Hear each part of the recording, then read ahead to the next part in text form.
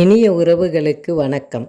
நம்மள சில பேர் நேரமே போக மாட்டுது, எவ்வளோ நேரம் தான் ஃபோனும் டிவியும் பார்க்குறது அப்படின்னு சொல்கிறவங்களுக்கு நேரமே போத மாட்டுது, எனக்கு நேரமே பத்த மாட்டுது அப்படின்னு சொல்லி மாற்றுறதுக்கு ஒரு வழி இருக்குது. அது என்னன்னு பார்க்கலாமா?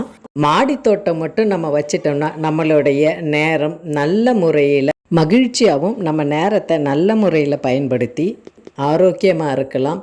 மன அமைதியுடனும் உடல் ஆரோக்கியத்துடனும், அது மட்டும் இல்லாமல் இயற்கை காய்கறிகள், பூக்கள், பழங்கள், இது மாதிரி மூலிகைகள் இவைகளை நம்ம பயன்படுத்தலாம். நம்மளுடைய குடும்பத்தையும் ஆரோக்கியமாக வச்சுக்கலாம்.